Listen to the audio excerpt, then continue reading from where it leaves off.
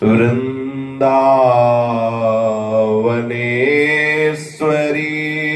तवैव पदारविन्दम्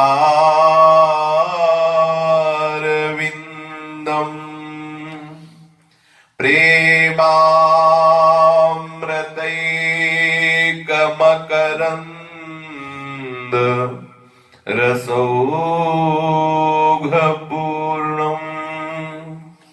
हृद्यर्पितं मधुपते स्मरतापमुग्रम्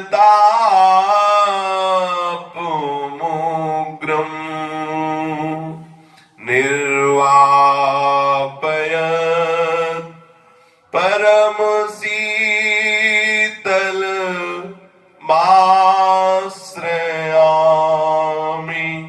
निर्वापयत् परमशीतल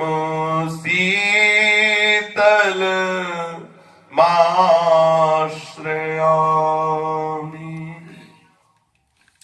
श्रीमद् श्री वृंदावन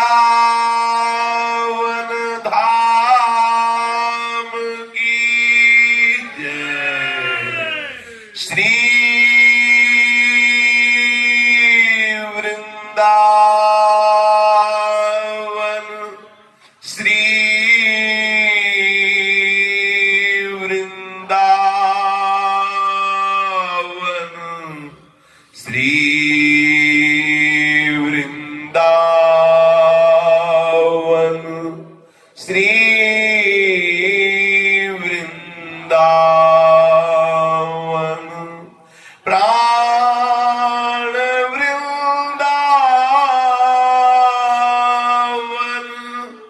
जीवन वृंदावन सर्वस्व वृंदावन श्री वृंदावन। श्री राधा वल्लभ लाल की जय। भक्तन के शुभ गुण चरित जो सुनी है चितलाए, ताके भक्ति बढ़े घनी अरु हरि हो ही सहाय।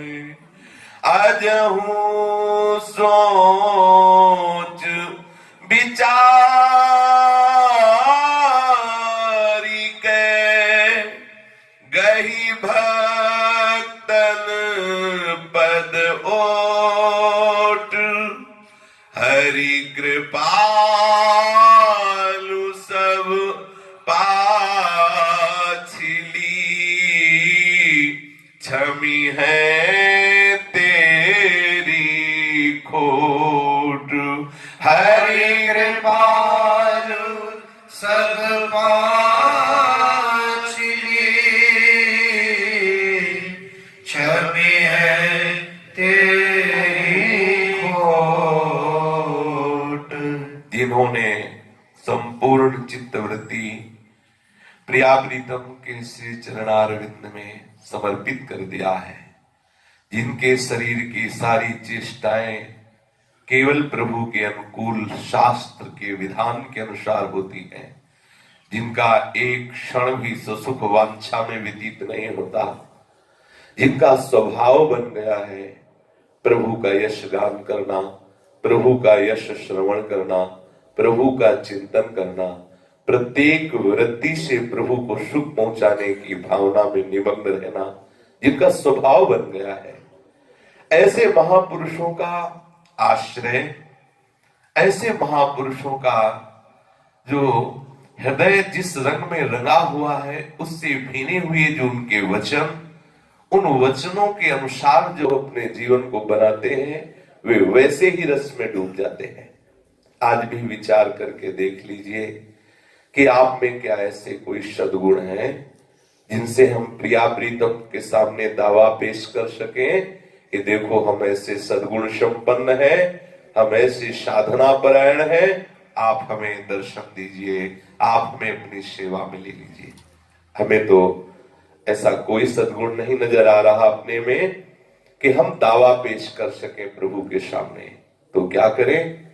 फिर जिन भक्तों के हृदय में प्रिया प्रीतम के प्रति पूर्ण समर्पण, जिनका स्वभाव प्रिया प्रीतम के स्वभाव में मिल गया है, जिनका मन प्रिया प्रीतम का मन हो गया है, ऐसे प्रेमी महाभागवतों का जस श्रवण करें, ऐसे महाभागवत के चरणों का आश्रय लें, ऐसे महाभागवत के जो हृदय में वो युक्तियां जिनसे उन्होंने माया पर विजय प्राप्त की है, उन महावाक्यों पर विचार करें, अपने आचरण में उतारें, तो बहुत शीघ्र प्रिया प्रीतम प्रसन्न होकर हमारे हृदय में आ जाएंगे।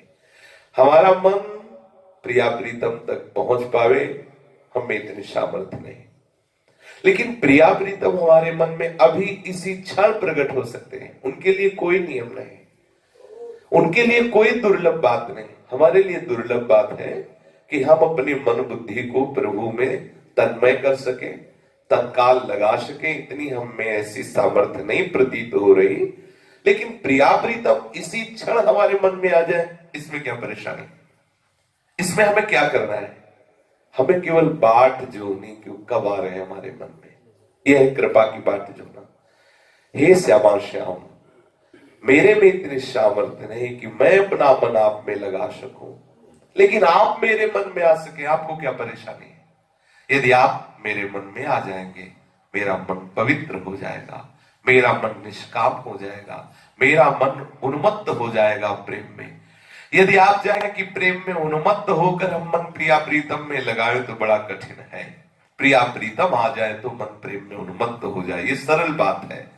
तो हम प्रिया प्रीतम की बाट जो है, बाट जो होने का तात्पर्य हम उन्हीं की चर्चा सुने, उन्हीं के जनों के बीच में रहें, उन्हीं का नाम चिंतन करें, उन्हीं की सेवा की भावना में, यह बाट जो होना, इस बाट जो होने से आप देखेंगे, सच्ची बात है, आप देखेंगे किसी दिन आपके हृदय में श्री प्रिया प्रीतम खेलते नजर आएंगे। अब आपको आश्चर्यमय बात लगेगी, बिना साधन के आपके हृदय में खेलेंगे, आप देखिएगा।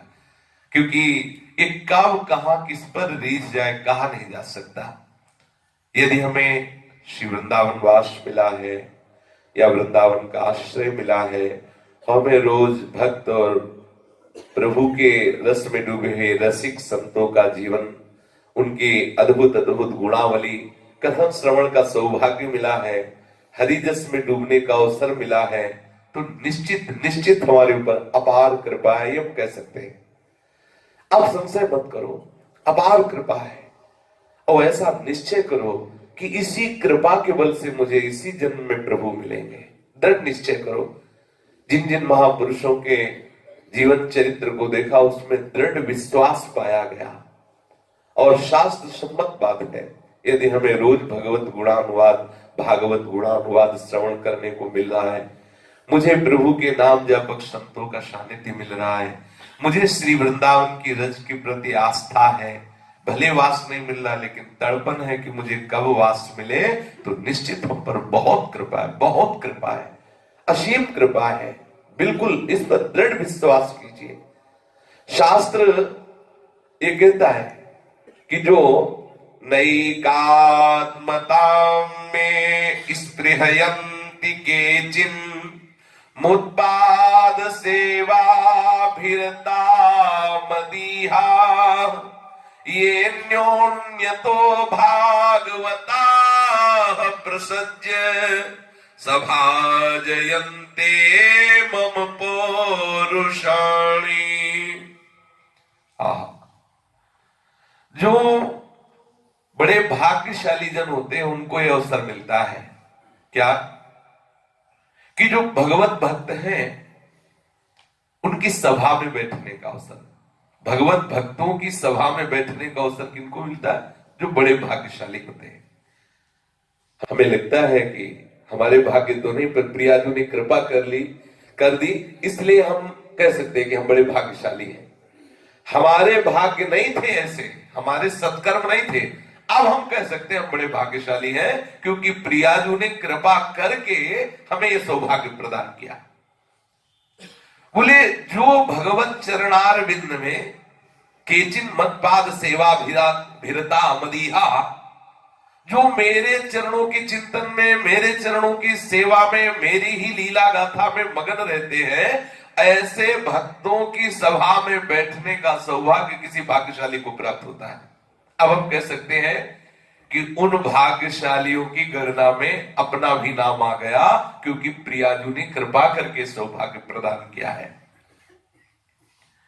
जो केवल भगवत प्रसन्नता के लिए ही समस्त आचरण करते हैं, वो बड़भागी भक्त, जिनका एक स्वभाव बन गया है भक्त भागवत चर्चा करना, वो चर्चा किए बिना रह नहीं सकते। जैसे दो विषयी पुरुष बैठे, वो बात करेंगे प्रपंच के, ऐसे जिनका स्वभाव बन गया है भगवत चर्चा करना, उनके हृदय में इतनी भी जगह नहीं रह गई कि कोई और महत्व लोकांतर का, तो वो जब बोलेंगे तो प्रभु की ही बात बोलेंगे, या किसी के प्रभु के प्रेम में उन्मत्त महाभागवत की बात बोलेंगे।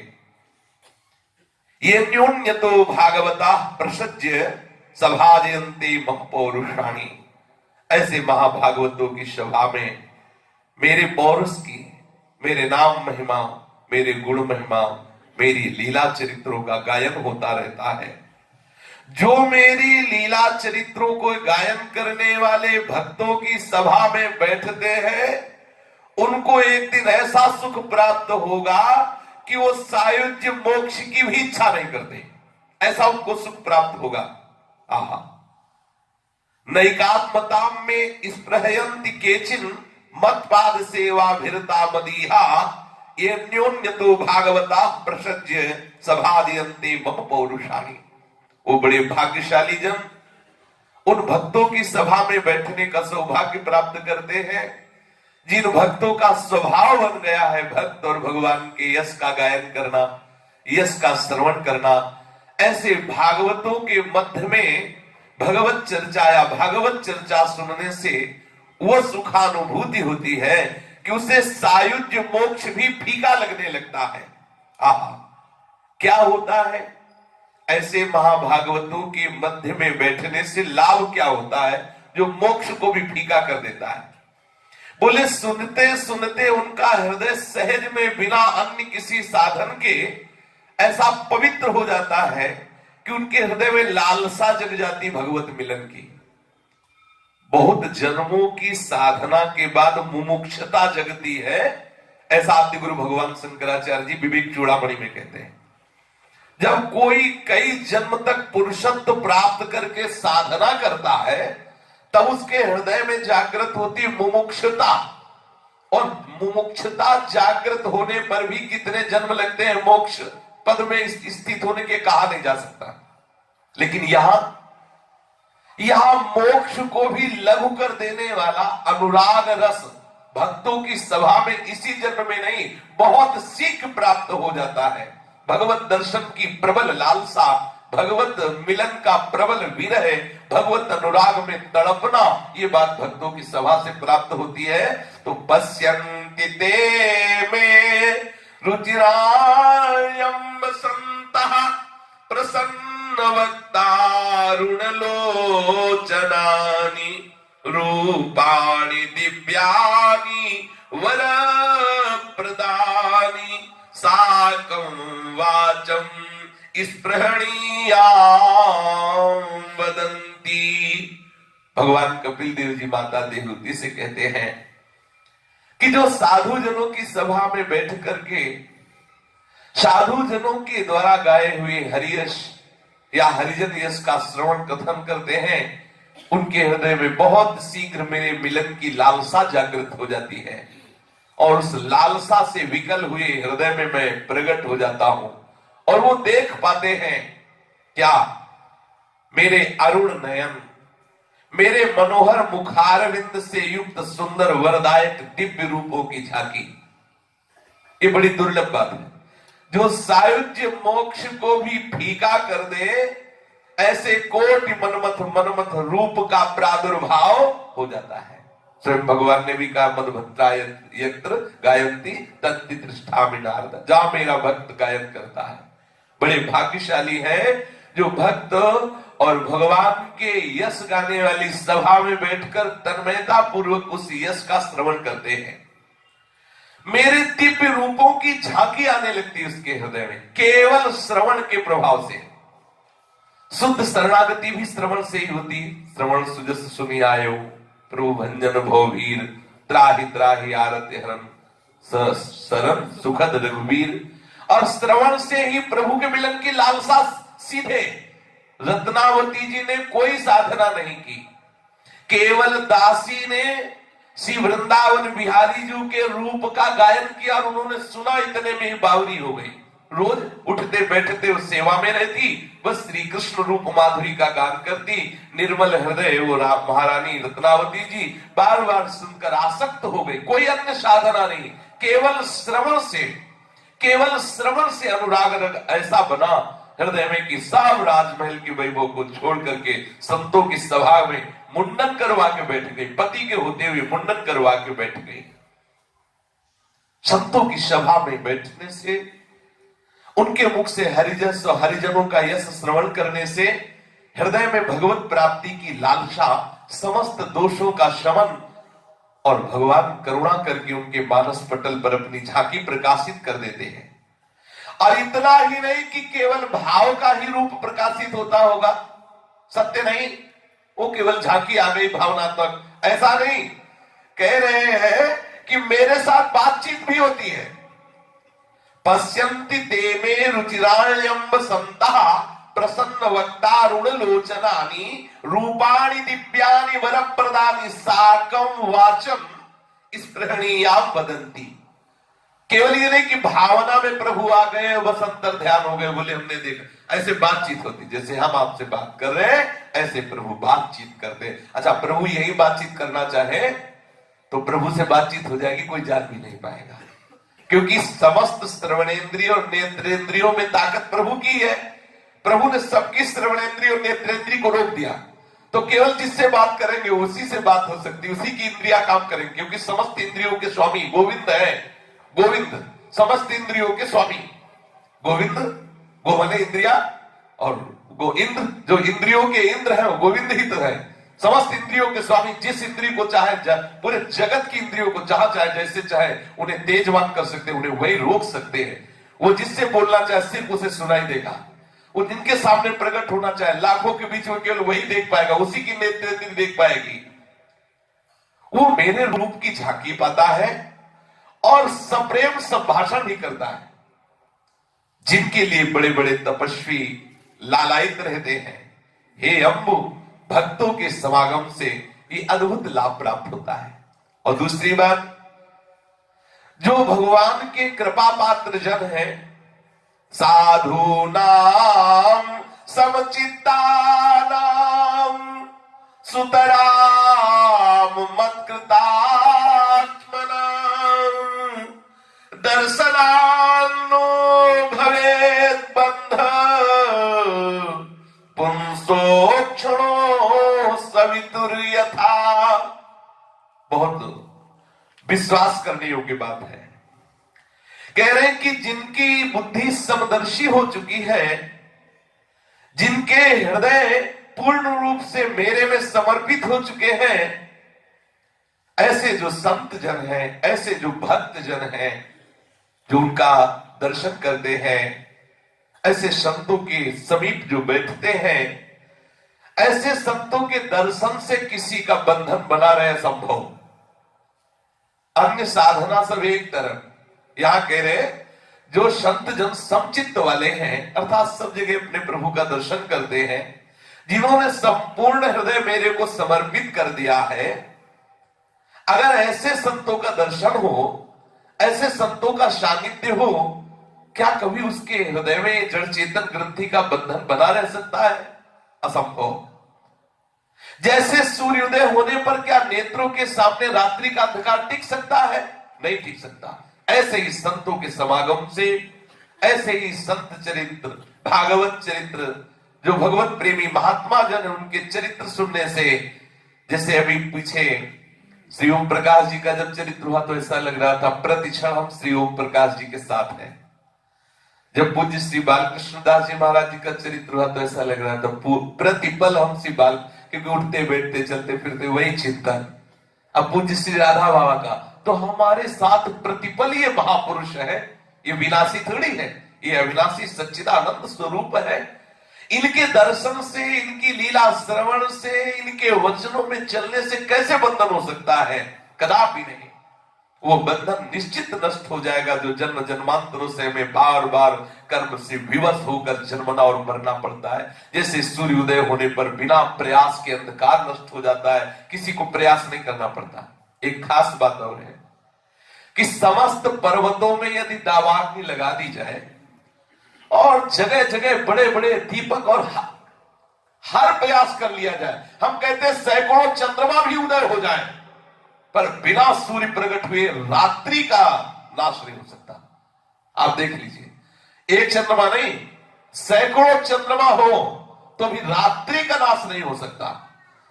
समस्त पर्वतों में दावाग्नि लगा दी जाए, हर प्रयास कर लिया जाए, प्रकाश हो सकता है लेकिन रात्रि का नाश नहीं हो सकता। और एक सूर्योदय होने के पहले ही घंटों से वो बिना प्रयास के रात्रि का नाश हो जाता है। ऐसे भगवत प्राप्त महापुरुषों के समागम से ये जो जन्म मरण रूपी, अविद्या रूपी, मोह रूपी रात्रि, इसका सहज नाश, ऐसे अन्य कोई साधन करके देख लो, यदि भगवत प्रेमी महात्माओं का सानिध्य नहीं है तो जैसे सूर्य के बिना रात्रि का नाश नहीं हो सकता, चाहे जितना उपाय कर लो, छोटा मोटा प्रकाश हो जाना बात अलग है। ऐसे ही अविद्या रूपी रात्रि का नाश करने में समर्थ है तो केवल साधु महात्मा। बिना संतों के समागम के अविद्या रूपी रात्रि का नाश ना कभी तक कभी किसी का हुआ है ना होगा। थोड़ा प्रकाश हो जाना संभव है, जैसे थोड़ी देर के लिए लगता है दिन जैसा हो गया रात्रि में, बहुत लाइट वगैरह, लेकिन रात्रि नहीं गई, दिन जैसा होना, दिन नहीं हो गया, दिन जैसा वो भी उतने में जितने में प्रकाश है। ऐसे ही साधन से लगेगा कि मैं बंधन मुक्त हूं, लेकिन वास्तविक बंधन मुक्त तभी होगे जब कोई मुक्त महापुरुष समचित्ताराम, जो समदर्शी महात्मा है, जो भगवत प्रेमी महात्मा है, उसके सानिध्य से आपका बंधन का नाश होगा। जब बहुत जन्मों तक साधना की जाती है, बहुत जन्मों तक तपस्या का संचय होता है, जिसने इंद्रिय और अंतःकरण को वश में किया है, वो दुर्लभ बात है श्री कृष्ण के चरणों की रज। ये जो अपने लोग वृंदावन ब्रजवासी है ना, इनकी समानता कोई भी योगी नहीं कर सकता, क्योंकि ये जिस रज में वास करते हैं, ये रज अपने आप में महासमर्थ है। हम दो बातों का दर्शन कर रहे हैं। पहली बात साधु समागम, और दूसरी बात ये वृंदावन की रज का सेवन, इस रज रानी का आश्रय।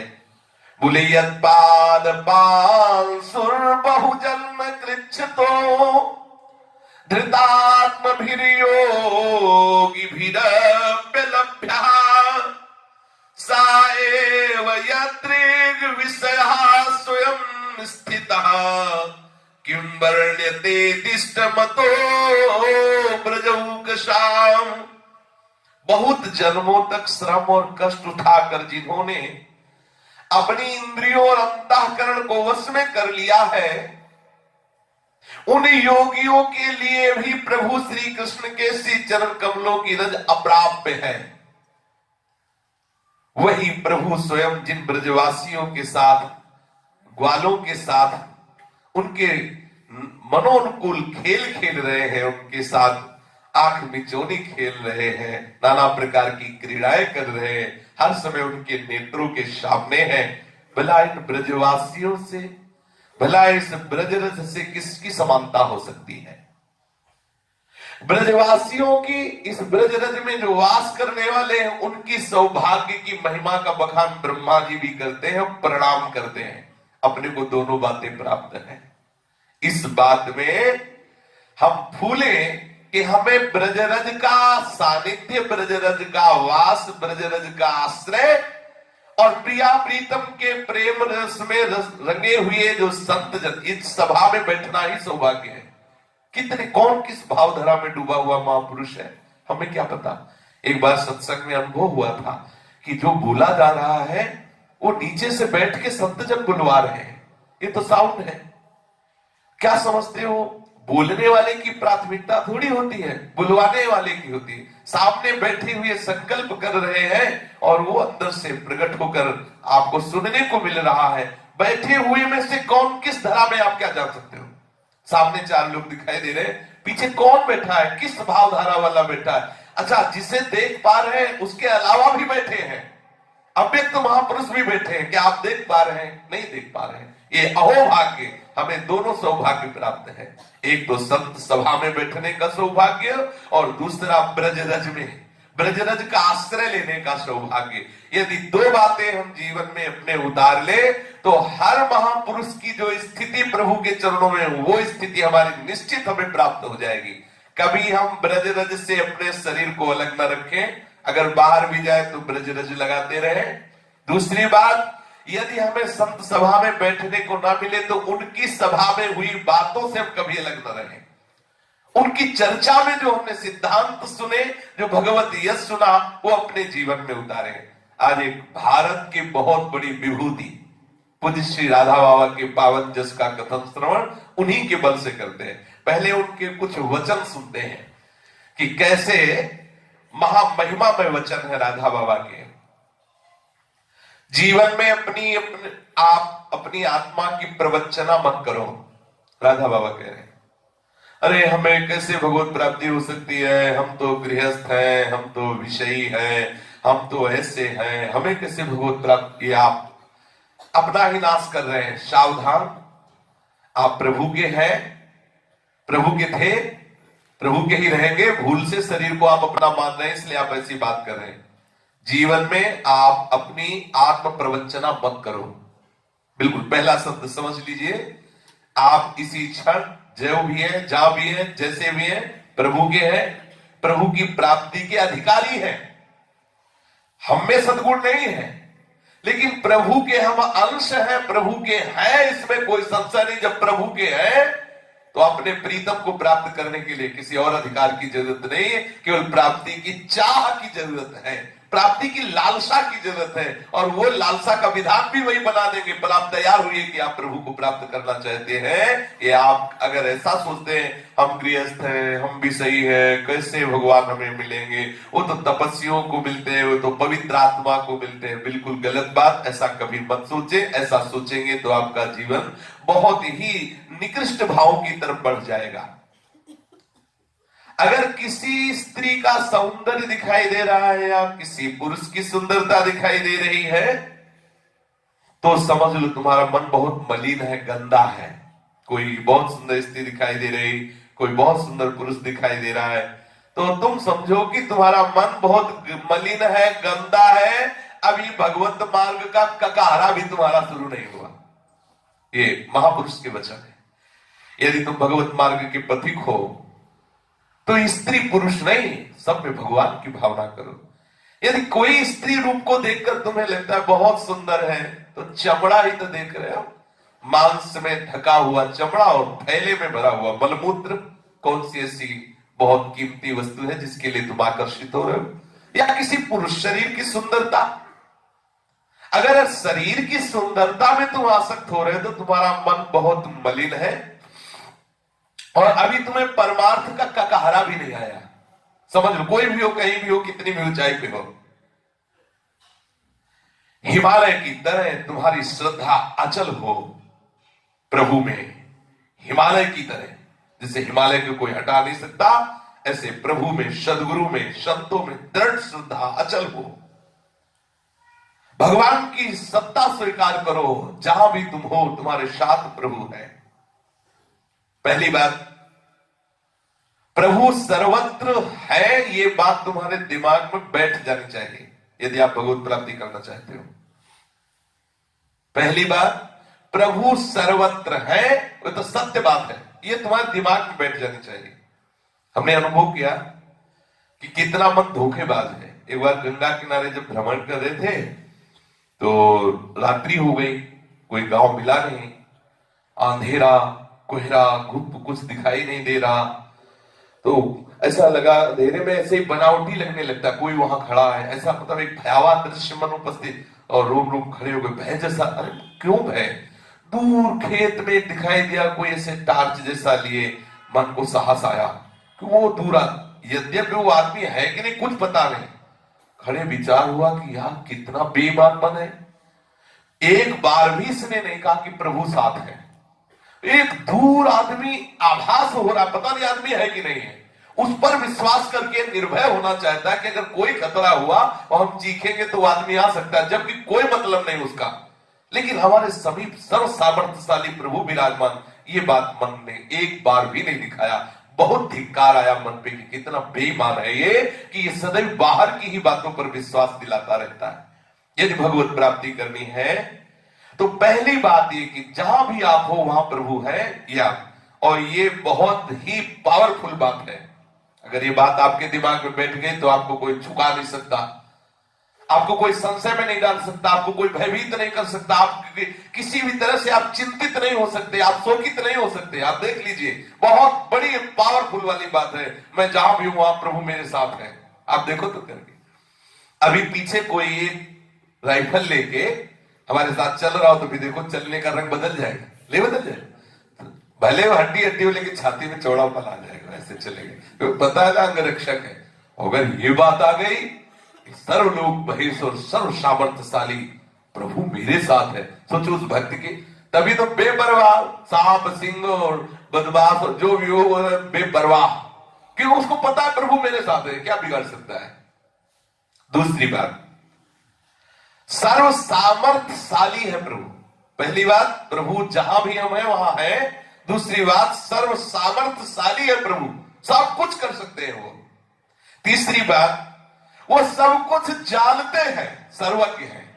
बहुत जोर की बातें, अगर ये बातें हैं तो सच्ची साधुता आ जाएगी, सच्ची साधुता, किसी की ओर देखने की जरूरत ही नहीं है।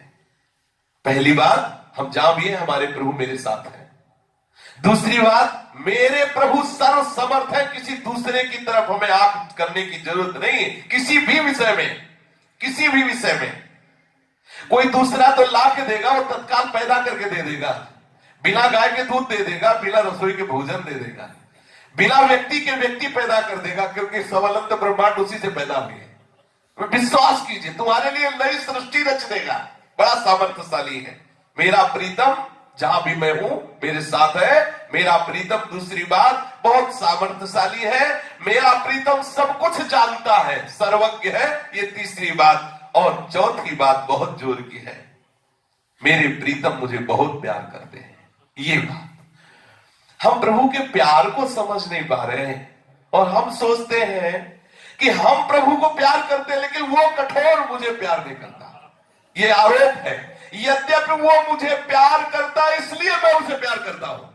सच्ची जानिए, अपनी प्यार करने की जो रीति है वो विषयों की है, प्रभु की तरफ नहीं है। अगर मुझे प्रभु से प्यार करने की बात आई तो मुझे प्रभु ने प्यार किया इसलिए आई, वो मेरी बात नहीं कि मैं प्रभु से प्यार कर रहा हूं। या होता उल्टा है कि हे नाथ मैं आपसे प्यार करता हूं लेकिन तुम कितने कठोर हो, तुम हमसे प्यार नहीं कर रहे। जबकि बात उल्टा है, वो हमसे प्यार कर रहे हैं इसलिए हम उनको प्यार कर रहे हैं। नहीं, हमें छूट कर दी जाए तो हम केवल विषयों से प्यार करते, प्रभु से नहीं। आप देखिए, यदि आपको ये चार बातें आ गई तो आप सच्चे महात्मा बन जाएंगे। स्वप्न में भी पहली बात, आपको कोई भयभीत नहीं कर सकता यदि ये बात आ गई। अरे मरो तो ऐसा मरो यार कि फिर मरना ना पड़े, राधा बाबा के वचन है, जिनका हम चरित्र सुनाने जा रहे हैं, ये उनकी अमृतमयी वाणी है। अब पता नहीं कि आगे कितनी कड़वी कड़वी भी वाणी है। बहुत विचित्र महात्मा, बहुत विचित्र, शास्त्र के बाल की नोक भर भी कभी इधर से उधर नहीं हुई पूरे जीवन भर। मरते समय ऐसी भावना करो कि श्री कृष्ण मंद मंद मुस्कुराते तुम्हारे सामने खड़े और तुम्हारे प्राण निकल रहे हो, इससे बड़ी बात क्या है। चाह करो तो इस बात की चाह करो, मरो तो ऐसा मरो कि फिर दोबारा मरना ना पड़े। चाह करो तो ऐसी चाह करो कि तुम मर रहे हो और सामने मंद मंद मुस्कुराते श्री कृष्ण खड़े हो। मरने के पूर्व मरने की तैयारी कर लो। ये संसार के पीछे जो दौड़ रहे हो, रचे पचे हो, एक क्षण भी तुम्हारा कोई साथ देने वाला नहीं। थोड़ी सी विपत्ति आएगी तो तुम्हें पता चल जाएगा कि तुम्हारे साथ कौन है। ये सब तुम्हें फाड़ खाने के लिए दौड़ रहे हैं, तुम्हें पता नहीं, तुम्हें लगता है हमसे प्यार करते हैं। किसी की जबान से आपको दुख हो भी गया तो बदले में उस दुख देकर आपको क्या मिलेगा, इसलिए कोई तुम्हें गाली दे तो चुपचाप सह जाना, कोई तुम पर क्रोध करे तो तुम शीतल जल बन जाना, कोई तुम्हारे ऊपर गंदगी फेंके तो तुम उसके ऊपर गंदगी मत फेंकना। लोग कहते हैं मैं सत्संग सुनता हूं। अरे सत्संग सुनने का मतलब क्या है कि एक बार जो सुन लिया वो जीवन में आ जाना चाहिए, आचरण में आ जाना चाहिए, भीतर आस्तिकता आ जानी चाहिए कि प्रभु है, भीतर नाम जब चलना चाहिए। सत्संग सुन रहे हैं, आपको तो पद पद पर संशय हो रहा है, पद पद पर, बात बात पर, संतों की बात पर संशय हो रहा है। ऐसा फिर क्यों, क्यों ऐसा क्यों? यमराज के पास आपका चिट्ठा पहुंच चुका है, ये भी सोचा है क्यों? राधा वाक्य यमराज के पास भी चिट्ठा पहुंच गया, ये भी सोचा क्यों? अगर ये सोचोगे क्यों तो क्यों भी बंद हो जाएगा, राधा राधा राधा राधा शुरू हो जाएगा। दुनिया को ठग सकते हो, दुनिया के मालिक को नहीं। राधा वाक्य दुनिया को ठग सकते हो, भोली भाली है। समय रहते अगर मनुष्य को पता लग जाए और ठीक ठीक वो चलता जाए तो उसे दोबारा कोई बात पूछने की जरूरत नहीं, आगे का रास्ता खुल जाएगा। कहने वालों पर कितना विश्वास है आपको? कभी आपने अपने से पूछा कि जो आप सुन रहे हो, जो सुना रहा है, उस पर आपको कितना विश्वास है? यहां तो आप पूछते ही रहते हैं, ऐसा क्यों, वैसा क्यों, वैसा क्यों। क्या कभी आपने सत्य को स्वीकार किया? पैसों से प्रीति, शरीर से प्रीति, भोगों से प्रीति, कभी श्री कृष्ण से प्रीति की? कभी क्यों आया हृदय में? पैसे से प्यार क्यों कर रहे हैं, स्त्री से प्यार क्यों कर रहे हैं, शरीर से प्यार क्यों कर रहे हैं, ये आया नहीं। संत बोलेंगे तो क्यों क्यों ये सब लगाते चले जाओगे। कुछ लोग ऐसे हैं कि मरने के बाद हमारा दुनिया में नाम हो, 100 रुपया देंगे पत्थर लगवाएंगे। बड़ा विचित्र है। अरे सत्य वस्तु की प्राप्ति के लिए मनुष्य शरीर मिला है, ना कुछ रहा है ना कुछ रहेगा। मान लो, अपने आप को परिवर्तित कर लो। आग के पास जाओगे तो पैर जल ही जाएगा, भले तुम बिना समझे जाओ चाहे समझ के जाओ, उसका स्वभाव तुम्हें जला देगा। सावधान। धर्म बदलता है, नीति नहीं। आगे प्रकट करने वाली शैली, आग को प्रकट करने वाली शैली बदल सकती है, लेकिन आग का धर्म है जलाना, वो तुम्हें जलाएगी जलाएगी। चाहे जिससे पैदा करो आग को, वो जलाएगी। इसलिए ये सब धर्म कर्म नियम बदल सकते हैं, लेकिन भगवान नहीं, वो है, वो आनंद स्वरूप है। किसी भी नियम से सही, किसी भी धर्म से सही, तुम आस्तिक बनो कि वो है और उन्हें स्वीकार करो, भजना शुरू कर दो, तुम्हें आनंद का ही अनुभव होगा, चाहे जैसे भजो। ये जो लोग परमार्थिक होकर सिनेमा देखते हैं, हमारी समझ में तो विचार बढ़ाने वाली बहुत बड़ी बात है सिनेमा। राधा बाबा के चाहे जितनी बढ़िया से बढ़िया फिल्म दृश्य हो, आपकी वृत्ति को बिगाड़ने के लिए उसमें पर्याप्त परमाणु है। जो सिनेमा देखते हैं, टीवी देखते हैं, समाचार देखते हैं, परमार्थ की बात करते हैं, बहुत कट्टर भाव, कट्टर था शास्त्र के 10वां शास्त्र प्रमाण होते हैं। परमार्थ की बात करते हो, परमार्थ पे चलना चाहते हो। ये जो अभिनय करने वाले हैं, उनके परमाणुओं का आपके ऊपर प्रभाव पड़ेगा। जो आप अनुभव का दृश्य देख रहे हैं, इसमें सब प्रपंच भरा हुआ है। अब बाबा के शब्द हैं, यदि जो चमड़े की बेल्ट पहनते हैं, चमड़े के जूते पहनते हैं, उनको गौ हत्या का पाप लगता है, क्योंकि जिंदा गायों को मार करके उनके चमड़े के सब बनाए जाते हैं। नहीं पहनना चाहिए। अपने भगवत मार्ग में चलने वाले तो पहने ही ना, लेकिन अगर हिंदू धर्म में है तो हमारे यहाँ सनातन धर्म में गाय को माता का पद दिया गया है, क्योंकि छोटे बच्चे को जितना माँ के वक्षा स्थल से प्राप्त हुए दूध से पुष्टता होती है, ठीक वैसी पुष्टता गाय के दूध से होती है। और बहुत तरह से हमारे जीवन में गाय माता का प्रभाव है।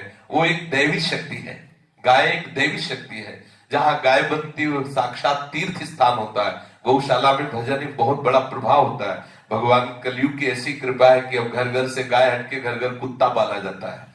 जहां मूत दे तो अपवित्र, चाट ले तो अपवित्र, सूंघ दे तो अपवित्र, मतलब अपवित्रता के अगर मूर्तिमान स्वरूप व्यवहार में देखा सब भगवत स्वरूप ही है, लेकिन अलग अलग व्यवहार का स्वरूप है। कुत्ते को द्वारपाल कहा गया है, दरवाजे के बाहर तक के लिए कहा गया। गाय जहां लघुशंका करती, गाय का मूत्र पवित्र है, औषधि और शास्त्रीय प्रमाण से पवित्र है। गाय का गोबर पवित्र, पंचगव्य महापवित्र माना जाता है। तो जो चमड़े का जूता पहनते हैं, चमड़े का बेल्ट पहनते हैं, वो गौ हत्या के अपराध में सम्मिलित होते हैं। चाहिए कि चमड़े की वस्तुएं प्रयोग में ना लावे, बाबा कह रहे हैं। जो सिनेमा देखने वाले हैं, समाचार देखने वाले हैं, और वो कहते हैं कि मैं कुछ समय देख लेता हूं, तो हम इतना जरूर कहते हैं कि हमारे सामने बैठते ही 15 सांस पूरी होते होते हम तुम्हारी हर बात जान लेते हैं। दादा बाबा कहते हैं बैठते ही 15 बार सांस लोगे, इतने पूरा अल्ट्रासाउंड हमारे दिमाग में आ जाता है। दादा बाबा कह रहे हैं तुम्हारे नस नस की हर बात हमें पता है। बाबा वही लिखते हैं जो सामने बात आती है। जैसे कोई आया होगा, वो फर्राटेदार परमार्थ की बातें करता होगा, और बाबा के सामने जाने में अच्छे अच्छे कांपते थे, क्योंकि बाबा बोलने में बिल्कुल ऐसे। तो कहते हैं कि 15 श्वास लेते लेते तुम्हारी एक एक नस की बात मुझे पता। तुम दूसरों को धोखा दे सकते हो, लेकिन मेरे को नहीं। 35 वर्ष हो गए, स्वप्न में भी झूठ नहीं बोला, इसलिए जो बोलूंगा सत्य बोलूंगा। एक एक बात तुम्हारी मुझे दिखाई दे रही है, तुम्हें खुद पछताना पड़ेगा। तुम दूसरों को धोखा दे सकते हो, मेरे को नहीं। भगवान से जुड़ना चाहते हो, छोड़ो इन प्रपंच की बातें, छोड़ो इन गंदी बातें। एक सांस खत्म हुई, समझ लो तुम्हारा जीवन कम होता जा रहा है। ये सारी बातें भूलो, काहे को प्रपंच की बातें जाकर करते हो। कर्म वचन मन से ऐसा करो कि ठाकुर प्रसन्न हो जाए। तुम क्या, सहस्त्राबाहु नहीं बचा, बलि नहीं बचा, रावण नहीं बचा, तुम्हारे में क्या पावर है, कितनी सामर्थ्य है। श्री राधा बाबा कह रहे हैं ये छोरे छोरियां बाहर श्रृंगार करके चलते हैं। अरे ओ बाबा, अरे टट्टी मूत के थैलों को क्यों सजा रहे हो। अरे संतों की भाषा है, अगर समझ जाओगे तो श्री कृष्ण से प्यार हो जाएगा। है घंटों शीशा में एक एक बाल सवाल, ओठ लाल नहीं है, फट रहे हैं, लेकिन उनके ऊपर लाली लगा रहे। अरे वो ओठों के लाली से आप भजन करो, ब्रह्मचर्य रहो, बिना लाली के लाल रहेंगे ओठ, नहीं रहेंगे। पाउडर लगाने की जरूरत नहीं, चिकने गाल बने रहेंगे। ब्रह्मचर्य रहो, संयम से रहो, गृहस्थ हो, तो कभी संतानोत्पत्ति भगवत पूजा मानकर कैसा, तो आप देखो आपके नेत्रों में तेज, आपके गाल में तेज, आपके ओठों में सब स्वयं। और फिर अगर सही मार्ग में चलेंगे तो शरीर से राग खत्म हो जाएगा, ऊपर चिकनाहट लगाने की क्या जरूरत है। अब बाबा के वचन है, बाबा के अब बोलना पड़े कुल के वचन। जिनके नेत्रों में भगवान नहीं समाये हुए हैं, जिनके नेत्रों में भगवान नहीं समाये, जिनको भगवत मिलन की लालसा नहीं, क्या तुम अपना मुख दर्पण में देखते हो। केवल पेट पालना, केवल विषय सेवन। कितना कीमती मनुष्य शरीर जो भगवत प्राप्त। देखो सच्ची बात मानना, जैसे माँ है ना, बच्चे को बहुत दुलार करती, जब कहती ये खा लो, ऐसा करो, ऐसा करो, वो कहता नहीं हम खेलने दे दो, मरो जाके, ऐसा बोलती है ना। वो यद्यपि ये नहीं कह रहे कि तुम मरो जाके, लेकिन उसका प्यार जो था कि ये खा लो, तुम पुष्ट हो जाओ, स्वस्थ हो जाओ, वो जब तुम नहीं करते तो उसके अंदर की जो चिड़चिड़ाहट है वो निकलती है, वो खींच निकलती है। तो ऐसे ही ये जो संत है, ये माँ है, ये देखते हैं कि इतना कीमती जीवन ये विषय में शरीर सजाने में ये ऐसे नष्ट कर, तो उनको ऐसा लगता है कि अगर ये कृष्ण कृष्ण बोले, ठीक से चले, सादगी से चले, तो भगवान के धाम में जाएगा। ये नित्य निरंतर ऐसे सौंदर्य विलास में रहेगा, जहां लाली लिपस्टिक लगाने की जरूरत ही नहीं, इतनी सुंदरता की वर्षा हो रही। वास्तविक मानो, ये संत जब बहुत प्यार करते तभी ऐसे कड़वे वचन बोलते हैं। इसमें सच्ची बात मानना, हृदय की बात करो, बहुत प्यार छुपा हुआ है। जो तुम्हें प्यार करता है, जो तुम्हारे भोगों से प्यार करता, वो ऐसा बोल ही नहीं सकता। मैं सत्य कहता हूं, लोग सत्संग सुनने आते हैं। एक सेठ का लड़का सत्संग में आया, हम उस दिन सत्संग में बोले कि सत्य बोलना चाहिए, सत्य सत्य, सत्संग का सार है सत्य।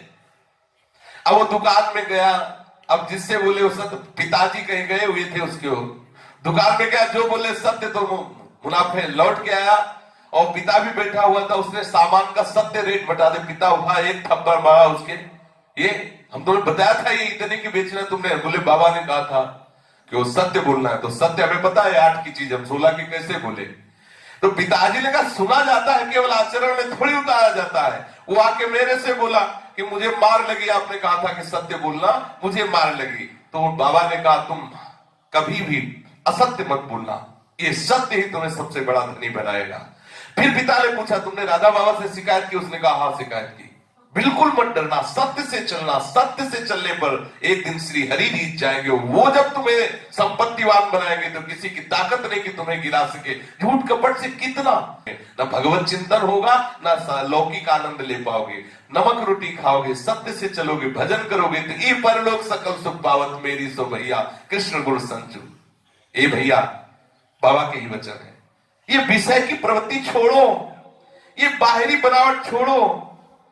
लोग कहते हैं कि राधा बाबा के दर्शन कर लो कल्याण हो जाए। अरे विषय नहीं छोड़ोगे, विषय भोगते रहोगे। अगर हमारे दर्शन से कल्याण हो जाए तो हम पोद्दार महाराज की छत पे चढ़ के सबको पुकार के गोरखपुर में कह दे कि मेरे दर्शन कर लो तुम्हारा कल्याण हो जाएगा।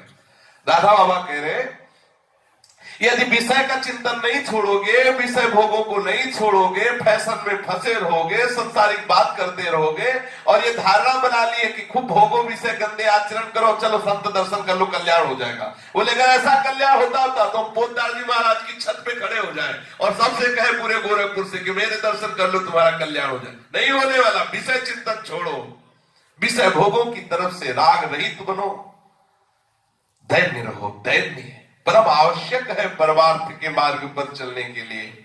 मानव मात्र के लिए सबसे बड़ी संपत्ति है दैन्यता। लोग ये सोचते हैं कि संसार में 1.5 गाड़ी बुद्धि है, 1 गाड़ी हमारे पास और आधी गाड़ी में पूरा संसार। अर्थात संसार में बुद्धि जितनी है उसमें 1 गाड़ी बुद्धि हमारे पास है और आधी गाड़ी बुद्धि में सारा संसार बुद्धिमान। मतलब सबसे श्रेष्ठ बुद्धिमान मैं हूं, इसीलिए भगवत प्रीति नहीं हो रही। दैन्य रहो, अभिमान रहित रहो। जब तक अच्छा बन करके दिखाने की भावना है तब तक परमार्थ मार्ग के विद्यार्थी ही नहीं बने। बाबा कह रहे हैं जब सच्चे हृदय की भावना आएगी तो ये बात आएगी मैं किसी लायक नहीं हूं।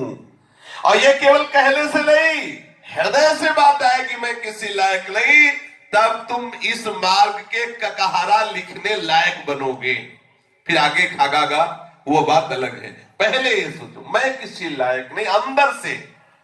और उसकी बात जब सभा में तुमको कोई कहे कि तुम किसी लायक नहीं और तुम्हें अच्छा लगे तब समझो तुम हृदय से माना है। ऐसे हम कह देंगे हम बड़े नीच हैं, हम तो किसी तरह भेष रख के अपना पेट धारण कर रहे हैं, हम कोई साधु नहीं है। सभा में बोल सकते हैं। किस लिए जानते हो? मान प्राप्ति के लिए। ये भी एक मान प्राप्ति की चाल है।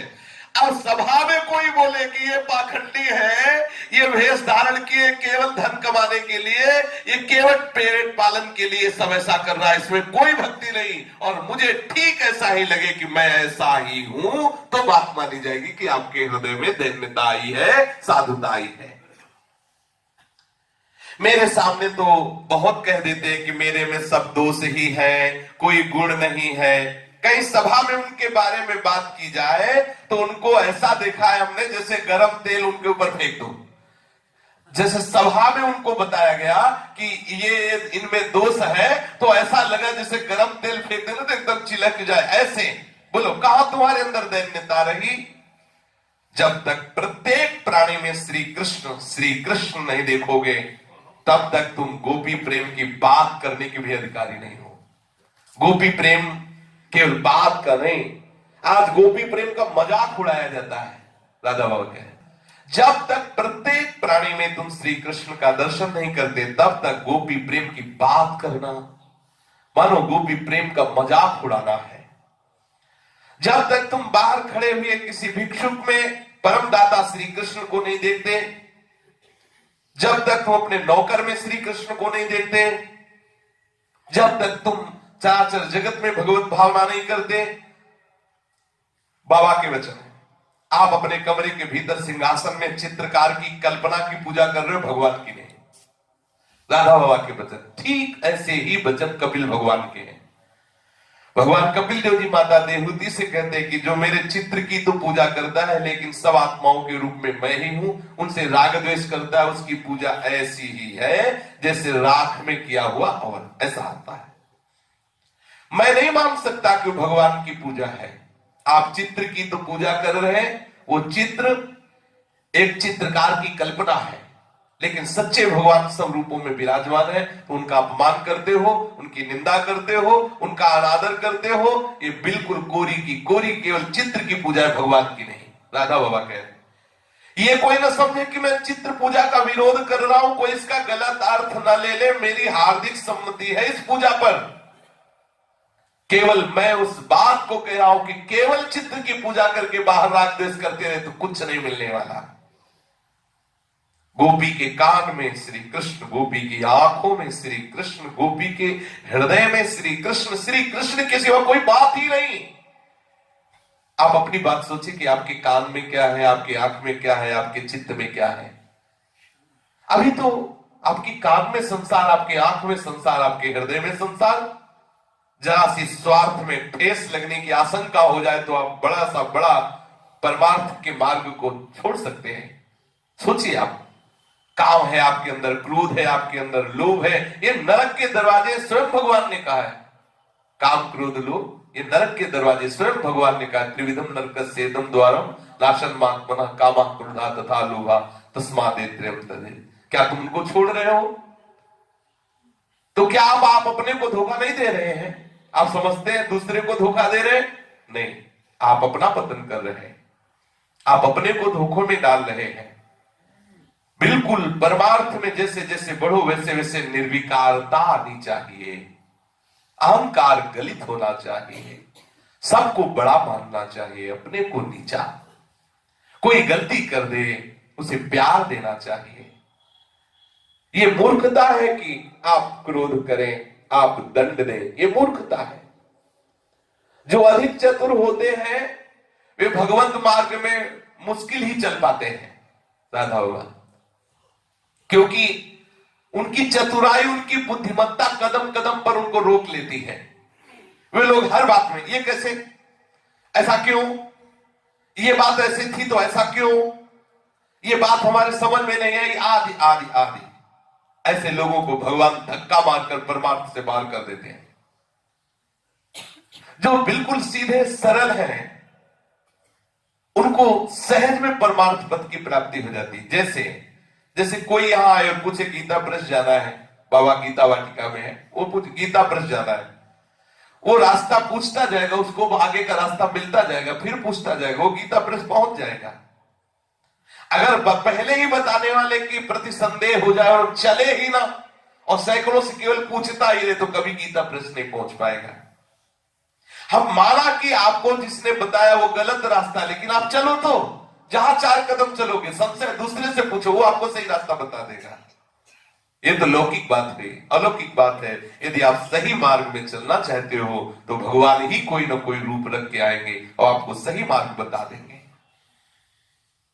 प्रभु के रास्ते की बात, ये 10 प्रश्न क्यों, बार बार क्यों क्यों क्यों क्यों? अरे आपको चलना है जो सुना, आप चलो, चल के देखो। महाराज पर ऐसा क्यों, महाराज पर वैसा क्यों? ये ऐसे लोग परमार्थ में नहीं चल पाते, ये लोग परमार्थ से पतित हो जाते हैं, गलत रास्ते पे ऐसे लोग पहुंच जाते हैं। सावधान, कोई इस मार्ग में चलना चाहता है तो सबसे पहले आवश्यकता है सरलता। पढ़ो लिखो चतुर बनो, मुझे कोई इसका विरोध नहीं है, पर चतुराई की जगह धन्यता आनी चाहिए, अभिमान नहीं। इस मार्ग में ज्यादा क्यों करने वाला, ज्यादा बुद्धिमान नहीं करने वाला, ज्यादा चतुराई करने वाला धक्का मारकर परमार्थ से अलग कर दिया जाता है, माया उसे बाधित कर देती है।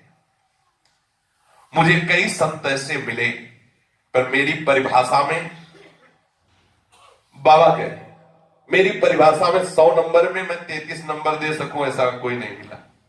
राधा बाबा कहे 4 बातों पर जिसका अटूट विश्वास है मेरी बात में वही संत है। एक तो भगवान सब जगह है, सर्वत्र भगवान ही भगवान भरे हुए। दूसरी बात भगवान सर्वसमर्थ है। तीसरी बात भगवान सर्वज्ञ है। भूत भविष्य वर्तमान, वो हस्त कमलवत सब कुछ देख रहे हैं। वो हमारे पास है, हमें देख रहे हैं, हमारी सब बात जान रहे हैं, सब कुछ करने में समर्थ होते हुए भी वो पुकारने पर सुनते हैं। ये बात ध्यान रखना है। भगवान सब कुछ देख रहे हैं, लेकिन पुकारने पर, जो रोएगा कि मुझे उबार लो संसार से, तो उबार लेंगे। आप संसार में खेलना चाहोगे, जानते हुए भी वो छूट दिए हुए हैं। ये चार बातें जिसमें कि भगवान सर्वत्र है, भगवान सर्वसमर्थ है, भगवान सर्वज्ञ है, भगवान अहेतुकी कृपालु है। जो इन चार बातों को सिद्ध कर लिया वही भगवान का परम प्रेमी भक्त है। बाबा कहते हैं हम उसे ही संत मानते हैं जिसमें चार बातें सिद्ध हो गई। सर्वत्र भगवत दर्शन, सर्वशक्तिमान भगवान से अपनापन, भगवान की सर्वज्ञता पर पूर्ण विश्वास, भगवान हमें बहुत प्यार करते हैं, अहेतुकी कृपालु है। ये चार बातें अगर सिद्ध है तो वो संत है, ऐसा राधा बाबा कह रहे हैं।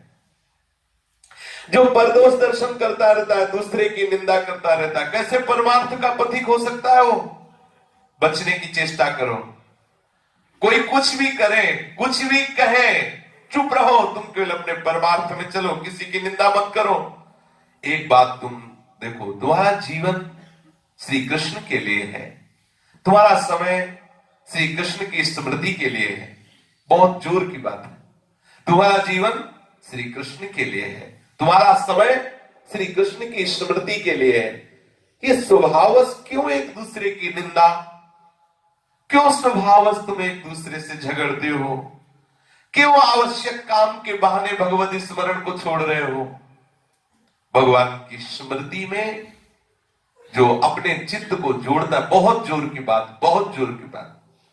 प्रभु की स्मृति में जो अपने चित्त को जोड़ता, पहले तो दो बातें कही है बाबा ने, ध्यान दीजिए, ये बहुत जोर की बात है। बाबा ने कहा कि तुम ये इतना समझ लो कि तुम्हारे जीवन का सार है श्री कृष्ण मिलन। दूसरी बात समझ लो, सबसे बड़ा काम है भगवती स्मृति। ये हमें अमुक काम करना है, अमुक सेवा करनी है, अमुक कर्तव्य निर्वाह करना है, अमुक धर्म कार्य करना है, अगर उससे भगवती स्मृति छूट रही है, वो हमारे लिए सो सब धर्म कर्म जर जाओ, बिल्कुल सच्ची। इसीलिए सर्वधर्मान परित्यज्य, सर्वधर्म आदेश है, सर्वधर्मान परित्यज्य मामेकम शरणम। और शरण का स्वरूप है अनन्यश्चिन्तयन्तु माम, ये शरण का स्वरूप है। यदि आप भगवती स्मृति रख रहे हो तो देखो कितनी बढ़िया बात, सब लोग ध्यान से सुन लो। जो भी तुम्हारे पूर्व कर्म के अनुसार प्रारब्ध अमंगल करने आ रहा है, उस अमंगल प्रारब्ध की ताकत नहीं कि तुम्हें प्रतिकूलता पैदा कर सके। पहली बात, तुम्हारे अमंगल का नाश भगवती स्मृति से। श्री राधा बाबा कह रहे हैं तुम्हारा पूर्व कर्म प्रेरित करके आपके सामने अमंगल घटना पैदा करना चाहता है, और आप भगवती स्मरण में हो, वो अमंगल घटना का नाश करके उसकी सामर्थ्य नहीं कि तुम्हें परास्त कर सके, वो भगवान नाम करेगा, वो भगवती स्मृति करेगी। दूसरा, ये जो बार बार विषयों में मन जाके तुम्हें अशांति पैदा करता है, क्लेश पैदा करता है, तुम्हें जलाता है, इस जलन से मन को शांत कर देगा भगवती स्मरण, दूसरा लाभ। तीसरा, आपका अंतःकरण निर्मल हो जाएगा। चौथा, आपके हृदय में भक्ति की शनै शनै धारा प्रवाहित होने लगी, बढ़ती जाए, तो सहत सहत बाढ़े भगति, धीरे धीरे धीरे आपके हृदय में भक्ति बढ़ती चली जाएगी। पांचवा, विशुद्ध ज्ञान, ब्रह्म सत्यम जगन मिथ्या, अपने आप भगवती स्मरण से जो भी बातें मन में जानने की इच्छा होगी वो सब ज्ञान आपको आ जाएगा, लोक परलोक योग भोग, जो भी जहां भी। इसलिए देखो, अपनी मां का भी चेहरा नहीं देखा श्री सुखदेव जी ने, और भागवत में कौन सा ऐसा विषय है जो श्री सुखदेव जी ने वर्णन न किया हो? भगवत भजन करने वाले को कौन सा ज्ञान अछूता रह जाता है? अगर वो किसी सुंदरी के श्रृंगार का वर्णन कर रहे हैं तो ऐसा कर रहे हैं कि आप देख लो श्रृंगार की चरम सीमा का वर्णन कर रहे हैं, कैसी कमर, कैसे चरण, कैसे, और देखा नहीं अपनी मां को भी श्री शुकाचार्य जी ने, और आप भागवत में पढ़ के देख लो। विलासता का वर्णन करते हैं तो बड़े बड़े चक्रवर्ती सम्राटों को विलासता का वर्णन, बैरागी ऐसे कि लंगोटी भी नहीं पहने। ये देखो, कोई भी क्षेत्र अछूता नहीं होता जो भगवत चिंतन में तन्मय होता है, हर ज्ञान उसके अंदर, क्योंकि भगवान ज्ञान समुद्र है, उनका जब स्मरण हो रहा है तो सब ज्ञान एक साथ प्रकट हो जाता है। छठा, केवल ज्ञान ही नहीं, छठा लक्षण वो विज्ञानी होता। विज्ञानी माने अनुभवी। जो ज्ञान है अगर अनुभव नहीं तो वो थोथा है। ज्ञान के साथ विज्ञान का बहुत बड़ा महत्व है। अगर केवल थ्योरिकल है और प्रैक्टिकल नहीं तो बात बनी नहीं। हृदय में वो तत्व का बोध, हृदय में भगवदा आनंद, हृदय में विषयों पर विजय पाने की सामर्थ्य, साकार सच्चिदानंद प्रभु का साक्षात अनुभव ये विज्ञान होगा। निराकार सर्वव्यापी परम तत्व का बोध ये ज्ञान होगा। ये दोनों चीजें, ज्ञान अर्थात सर्वांतर्यामी परम तत्व स्वरूप से हमारे प्रीतम विराजमान, और विज्ञान अर्थात वही मंगल मूर्ति, वही सौंदर्य समुद्र प्रिया प्रीतम के रूप में हमारे हृदय में है, ऐसा उसको अनुभव होता है। और सातवां, लोक परलोक के समस्त भोगों से और सिद्धियों से भी वैराग्य ये भगवान नाम प्रदान करता है। ये भगवत स्मरण के प्रभाव से 7 बातें प्रतिपल बढ़ने लगती है। जो उपासक भगवत स्मरण करता है, आप भजन शुरू कीजिए, आप नाम जपना शुरू कीजिए तो आप खुद देखेंगे। पूज्य श्री राधा बाबा के वचन।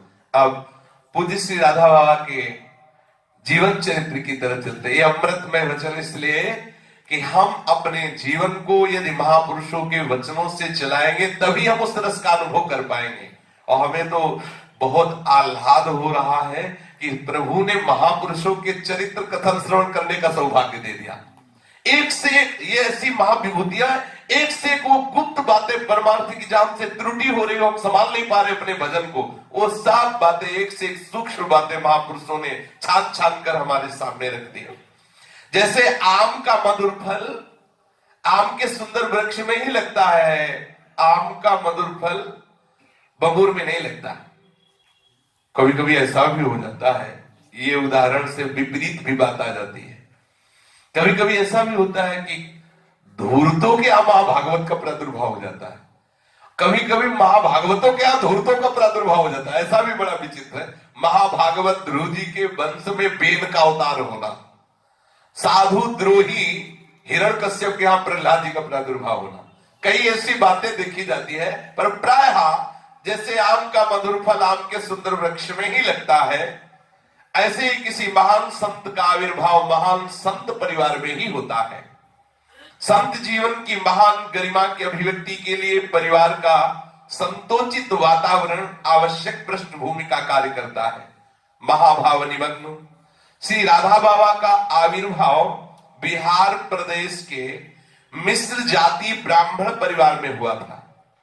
मिश्र जाति बिहार प्रदेश के गया जिले में फखरपुर ग्राम है। फखरपुर ग्राम, स्वामी जी महाराज गए हो आप? हाँ, फखरपुर ग्राम है जो सोनभद्र नदी के तट पर है।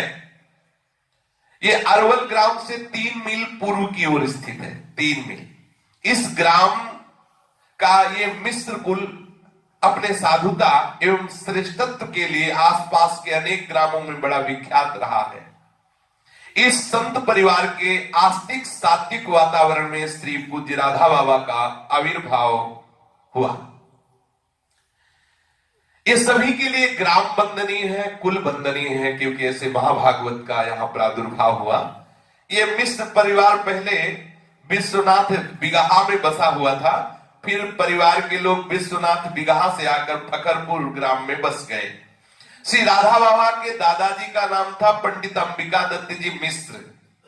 भगवत कृपा से पंडित अंबिका दत्त जी के 5 पुत्र हुए, श्री जयपाल, श्री भूपाल, श्रीपाल और महिपाल और श्री देवशरण। श्री अंबिका दत्त जी ने श्री भूपाल जी को बड़े चाव से पढ़ाया लिखाया और उन्होंने बड़ी योग्यता भी विद्या में प्राप्त की। पर विधि का बड़ा विधान विचित्र कि विवाह होने के थोड़े दिन बाद ही वो सांप ने काट लिया श्री भूपाल को और उनका देहांत हो गया। इतना पढ़ाना लिखाना इतना सब, तो अंबिका दत्त जी को बड़ा क्षोभ हुआ। कि इतना सब करने के बाद सांप ने काट लिया और वो पधार गए। उन्होंने निश्चय किया अब किसी पुत्र को पढ़ाना ही नहीं है, ऐसा मन में विचार किया। अंबिकादत्त जी के पुत्र जो श्री महिपाल जी, यही पूज्य राधा बाबा के पिता का सौभाग्य प्राप्त किए, यही पिता है श्री महिपाल जी। महिपाल जी के हृदय में बचपन से ही वैराग्य के भाव तो उठ ही रहे थे, इसलिए उनके मन में था कि थोड़ा तो हमें विद्या पढ़ने को मिले जिससे हम समझ सके शास्त्र क्या इशारा कर रहे हैं। परंतु उनके पिताजी ने जब भूपाल जी को सांप ने काट खाया पधार गए, तब से संकल्प कर लिया कि हम किसी बच्चे को नहीं पढ़ाएंगे। पिताजी की तरफ से कोई प्रोत्साहन महिपाल जी को नहीं मिल रहा था। एक दिन वे चुपचाप घर से निकल पड़े और ऐसे स्थान पर गए जहां पढ़ने की सुविधा भी थी और रहने की भी सुविधा थी।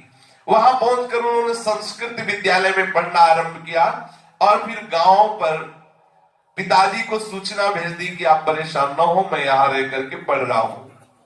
अध्ययन के प्रति उनकी उत्कट रुचि देख करके फिर पिताजी ने विरोध नहीं किया। पंडित श्री अंबिकादत्त जी को कुछ दिनों बाद ज्ञात हुआ कि मेरे अध्ययनशील पुत्र महिपाल का वैराग्य दिन पर दिन बढ़ रहा है। इससे चिंतित हो उठे और उन्होंने शीघ्र ही महिपाल जी का विवाह कर दिया। महिपाल जी मिस्र ने इच्छा न होते हुए भी पिता की आज्ञा स्वीकार की और गृहस्थाश्रम को स्वीकार करके अपने गुरुजनों की प्रसन्नता के लिए आदेश पालन किया। महिपाल जी की जो जीवन संगिनी थी वो प्रभु की कृपा से बिल्कुल उनके अनुरूप ही मिली। जिस प्रकार पंडित श्री महिपाल जी अपने सात्विक विचार, आस्तिक मति, अकलुष आचरण, निष्पृह जीवन के कारण सभी के लिए श्रद्धा के पात्र बने थे, उसी प्रकार उनको जीवन संगिनी भी मिली जो धर्मनिष्ठ, पातिव्रत धर्म का पालन करने वाली, साधु सेवा परायण, सर्व हितैषिता, पर दुख कातरता, जनवत्सलता, हितपरायणता, ऐसे ऐसे महान सद्गुण उनकी पत्नी में भी थे। संत सेवा के समान ही श्री मिश्र जी की जीवन संगिनी को भगवत उपासना भी प्रिय थी। कुछ गांव में ऐसे घर होते हैं एक दो कि उस गांव में संत जाए तो वहीं भेजे जाते हैं, बोले उनके यहाँ चले जाइए। कोई भी साधु महात्मा जाए तो वहीं भेजे जाए, ऐसा गांव में होता है। सब घरों में साधु महात्मा न टिकते हैं न टिकाते हैं। कुछ ऐसे होते हैं एक दो घर भक्तों के जहां भेज दिए जाते हैं, उन्हीं के यहाँ चले जाओ। ऐसा ही था इनका, जहां आसपास से कोई संत आए तो उनको भेज दिया जाता था। इन्हीं के घर में इनकी पत्नी जितना संतों पर श्रद्धा करती थी वैसे ही भगवत उपासना में उनकी रुचि थी और जीवनोपार्जन के लिए पुरोहिती वृत्ति थी। तो महाराज इनके मिश्र जी के घर में पुरोहिती वृत्ति होती थी। उससे जो होता तो उससे ग्रह का पालन होता था। श्री मिश्र जी की सहधर्मिणी पढ़ी लिखी नहीं थी। जो राधा बाबा की मां थी वो पढ़ी लिखी नहीं थी, अक्षर ज्ञान नहीं था। पर उन्होंने जब ये सुना कि जयदेव जी कृत जो गोविंद वो गीत गोविंद है उसको सुनने के लिए भगवान आते हैं, ये बात राधा बाबा की माता जी ने जब सुना तो पढ़े लिखे नहीं थे। हमने भी देखा है गांव में कितनी ऐसी माताएं बहनें हैं जो पढ़े लिखी नहीं थी लेकिन बहुत ही स्मरण शक्ति जोर की। तो इनको रुक्मिणी, मंगल, सीता, स्वयंवर के सब पद याद थे, चौपाइयां याद थी राधा बाबा की माता को, और पूरा गीत गोविंद याद कर लिया क्योंकि इनके पति तो विद्वान थे। जो पुरोहिती कर्म करता है वो संस्कृत का विद्वान होता है तभी कर सकता है। तो जयदेव कृत गीत गोविंद उन्होंने अपने पति से सुन सुन के कंठस्थ कर लिया राधा बाबा की माता जी ने, और प्रतिदिन घर के कार्य करते हुए गीत गोविंद गाती, इसी लोभ से कि भगवान पधारते हैं जहां गीत गोविंद सुनते हैं। जब गीत गोविंद का गायन होता है तो सुनने के लिए ठाकुर जी पधारते हैं। बड़ा शुद्ध वातावरण हर समय घर का रहता क्योंकि माता जी जो भी कार्य करती उसमें गीत गोविंद गाती। कितनी महिमा की बात है। वो ये भी नहीं जानती थी कि मैं जिसका पाठ कर रहे इसका मतलब क्या होता है, इसका अर्थ क्या होता है। पढ़े लिखी थी नहीं, बस ये बात सुन ली कि गीत गोविंद सुनने के लिए स्वयं भगवान पधारते। श्रद्धा पूरी हृदय से वो गीत गोविंद को हर समय गुनगुनाती रहती थी और प्रत्येक पूर्णिमा को सत्यनारायण भगवान की कथा करवाती थी। ये गांव में होता है। सही बताया, जो पंचामृत पंजीरी में स्वाद आता वो कभी ले आता, कहीं ले आता। गांव में देखा, जैसे अपने लोग जाते थे ना दौड़ के सब, बोले वहां सत्यनारायण की कथा 5 बार शंख को गिनते रहते थे बाहर से, बोले 4 बार हुआ भी 1 शंख रह गया, जहां 5 शंख बजे मतलब 5 अध्याय हो गए। दौड़ के पहुंचे और ऐसे चरणामृत हाथ में मिलता था, पजीरी इतने से, इतना स्वाद की लाइन बदल के फिर दोबारा उसमें जाके तब लगता कि लीटर 2 लीटर अगर पंचा और घर में बना दो तो नहीं मिलेगा, वो स्वाद वही मिलता था, भगवती यश का प्रभाव। तो गांव में होती रहती, ये सत्यनारायण की कथा गांव में होती है, और ये निमंत्रण आता था कि आज सत्यनारायण की कथा है। वहां कोई धनी मानी होते थे तो होता था पूरी साग खीर का भी है, नहीं तो पंचामृत तो पजीरी तो मिलेगी। प्रत्येक पूर्णिमा को ये राधा बाबा की माता जी श्री सत्यनारायण जी की कथा करवाती थी। कथा के समय श्री शालिग्राम जी का सविधि पूजन, उसके बाद प्रसाद वितरण बड़े उत्साह के साथ करती। पंडित श्री महिपाल मिश्र अपने भाल में ऊर्ध्व पुंड तिलक लगाते थे, इसलिए ऐसा कि श्री रामानुज संप्रदाय में उनकी दीक्षा हुई थी, श्री राधा बाबा के पिता की रामानुज संप्रदाय में। और कभी भी अपनी पंडिताइन को संबोधन करके नहीं बुलाते थे, यही कहते थे श्री राम, तो समझ जाती थी कि हमें हमारे पतिदेव बुला रहे हैं। दोबारा बुलाओ तो श्री राम राम, तो उनकी पत्नी बोलती श्री राम आए। कितना मंगलमय वातावरण। श्री पंडित जी का जीवन बड़ा ही तितिक्षापूर्ण, बड़ा तपपरायण, कर्तव्यनिष्ठ और धर्मभीरु और सत्य प्रेमी। पंडित जी का जीवन इतना अधिक उज्जवल था कि जमींदारों के यहाँ इनका आना जाना पुरोहित कर्म में होता, और जमींदारों की स्त्रियां कभी मुख खोल के किसी से बात नहीं करती, पर इतना पवित्र जीवन था कि प्रत्येक बधुएं भी पंडित जी से अपनी सब बातें कर लेती थी। सभी के लिए विश्वसनीय थे राधा बाबा के पिताजी श्री महिपाल जी। समस्त संभ्रांत परिवार की कुल वधुओं को ऐसा अवसर मिलता है इनके समीप बैठकर अपना दुख दर्द निवेदन करने का, उस दुख से बचने का उपाय आदि आदि। श्री पंडित जी का द्वार सभी स्तर के प्राणियों के लिए खुला था, बच्चा हो, जवान हो, कोई भी हो, सब आकर के अपनी बात कहें और वो शास्त्रों के द्वारा बात बताते। श्री पंडित जी की निष्प्रियता अद्भुत थी, उन्होंने कभी किसी से कुछ मांगा ही नहीं। वे पूजा पाठ के बदले में कभी दक्षिणा ठहराते नहीं थे कि इतना दो तो दक्षिणा, तो वो कभी ठहराते नहीं थे दक्षिणा।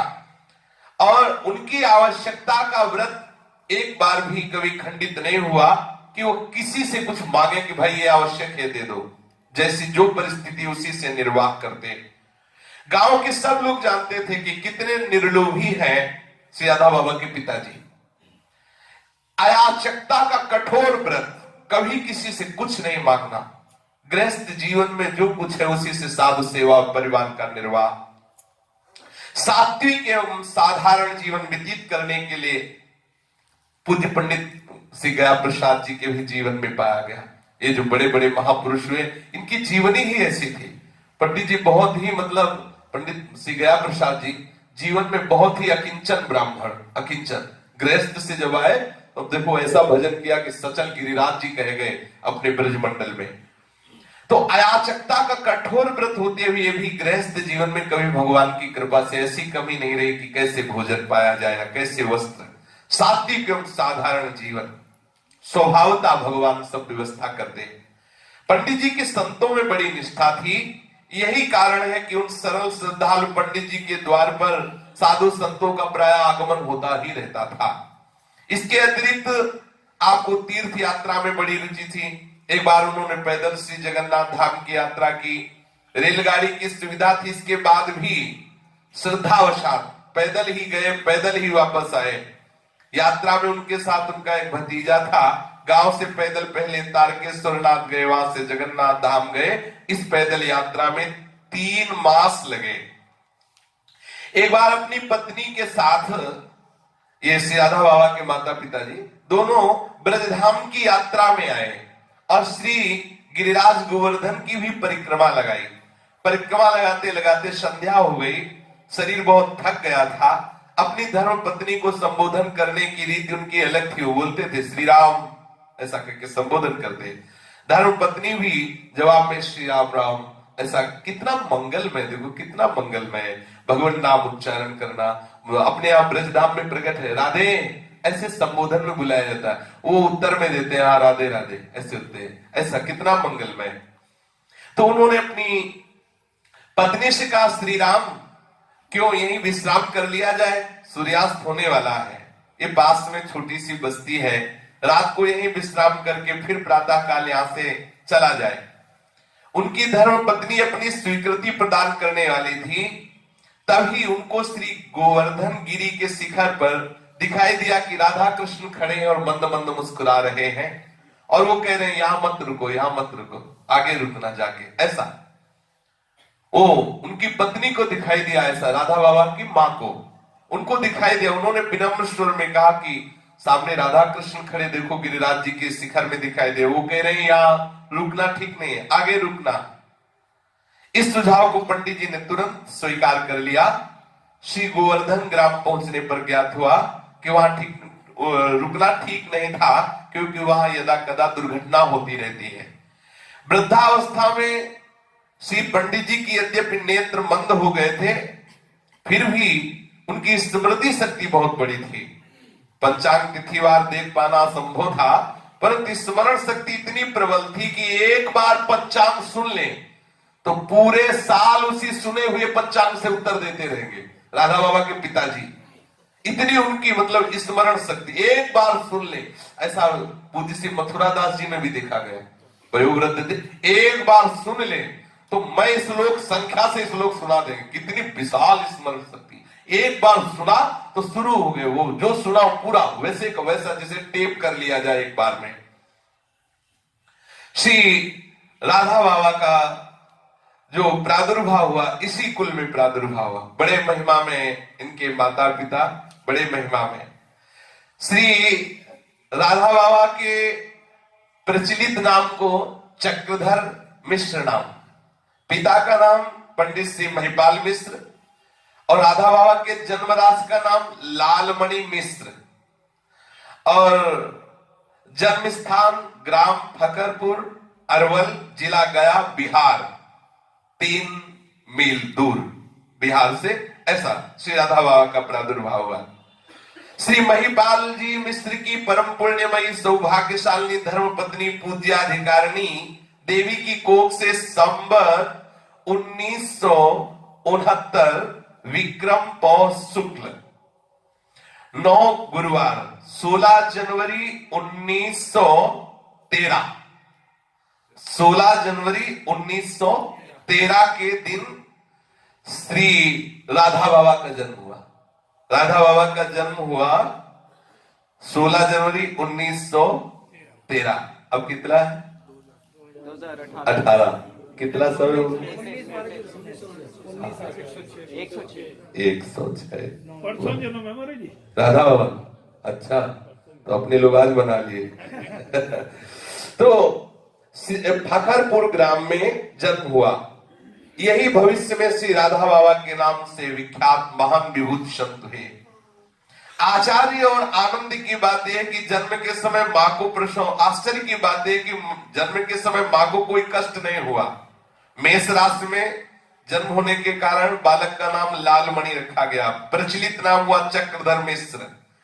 चक्रधर कुल 4 भाई थे, चारों में सबसे छोटे यही चक्रधर थे। श्री तपस्वी मिश्र बड़े भाई, उनसे छोटे श्री वासुदेव मिश्र, उनसे छोटे श्री तारादत्त मिश्र, और सहोदर 2 बहनें सुहागमणि देवी और जगतारिणी देवी, और फिर ये श्री राधा। तो बाबा शिशु अवस्था में जो थे चक्रधर बाबा बहुत ही खूबसूरत थे। राधा बाबा और बहुत स्वस्थ, गौर वर्ण, सबको लुभा लेता। रोनी प्रकृति का स्वभाव नहीं था के रोए, ऐसे नहीं। और शिशु सुलभ चेष्टाएं सभी को बड़ी प्यारी लगती थी। जब उनकी आयु 1 साल की हुई तो कभी कभी हाथ में छोटी सी छड़ी लिए हुए आते, घर की बड़ी महिलाओं या बहनों को खेल खेल में मारा करते। कुछ बड़ा होने पर चक्रधर घर में और घर के बाहर प्राय खेल खेलते रहते। वो समवयस्क बच्चों से झगड़ा भी कर लिया करते। पंडित जी के घर पर गाय थी, घर की महिलाएं ही वो गाय दूहती थी। जब घर की महिलाएं गाय दूहने जाती तो चक्रधर जी लाल लाड़ में उनकी पीठ पर चढ़ जाते और वो गाय दुहती रहती। और प्राय ऐसा होता है, गांव में कोई ऐसा घर नहीं था जिसके घर में मठा ना होता हो, क्योंकि दूध बेचना एक तरह से पाप माना जाता था। हमने तो देखा है, मतलब रुपया नहीं होगा कि आप 5,000 रुपया निकाल सको, मुश्किल है किसी घर में, लेकिन ट्रकों अन्न होगा, दूध होगा, घी होगा, खान पान की सब सामान, नगद नारायण। हो सकता है कपड़ा फटा हो, लेकिन शरीर में इतनी दम होगी कि 24 घंटे वो मेहनत कर सकते हैं ऐसे। अब हो सकता है कि 10,000 के वस्त्र हो, लेकिन 4 कदम चलने के बाद बैठने की बात आ जाएगी, ऐसी हिम्मत होगी। पहले था गांव में मठा होता था, बहुत सुंदर। सुबह जानते हो बाल भोग में क्या होता था, 4 मोटी रोटी, चने बेझर सब मिला के, और वो धनिया वाला पिसा हुआ नमक, और 2 लीटर मठा, एक में रोटी मीस के पा ली, एक पी लिए, और बस चलो पूरे अपने काम करो, और खूब स्वस्थ रहते हैं। और चक्रधर बाबा जब माता दूध दूहती तो उनके पीठ में चढ़ जाते, जैसे माता और मठा कर रही तो मथानी पकड़, मतलब बाल गोपाल की जैसी लीलाएं पूज्य बाबा के बाल जीवन में थी। इनका मचलना भी बड़ा प्यारा लगता। जब ये 4 वर्ष के थे तो इनकी माँ ने चक्रधर जी ने देखा कि माँ पूजा करती, परिवार के लोग भी और पूजा करते, तो माँ से कहा हमको भी पूजा करनी। तो जैसे गरुड़ घंटी नहीं होती तो ऊपर गरुड़ होते, ऐसे उसमें एक घंटी में गोपी का आकृति की नारी बनी हुई थी, ऐसे वो टूट गई थी। तो उन्होंने दिया कि देखो ये है और ये तुम्हारे ठाकुर जी है, तुम इनकी पूजा किया करो। तो आरती की खंडित हत्था, जो हत्था उसमें गोपी बनी हुई थी, उसको दिया, मतलब उसको राधा बाबा को दिया कि आप इनकी पूजा किया करो। तो जो कतरन होती कपड़े की, वो बीन के लाते अपने घर से, और उसी को सब ऐसे जैसे गुड़िया सजाते ना, ऐसे 4 वर्ष के बाबा सजाते सिंहासन में, और अपनी तरीके से भोग लगाते, अपनी तरीके से खेलते, ऐसा मानो गोपी भाव की उपासना का नींव यहीं से पड़ गया। वो अपनी मति बाल मति के अनुसार पूजा करते। घर वाले जैसे निकल कर, माँ को देखा आंख मुंदे बैठी, तो थोड़ी देर के लिए आंख फिर खोल के देख, बड़ा आनंद में जीवन होता है बच्चापन का। तो बाबा ऐसा करते। गोपी भाव की साधना का आरंभ मानो चक्रधर जी का 4 वर्ष की आयु में हो गया। बाल्यकाल की वो साधना किसी रसोपासना पर, प्रबोध पर आधारित नहीं थी स्वभाव में। बचपन में चक्रधर जी घर वालों की देखा देखी पूजा किया करते।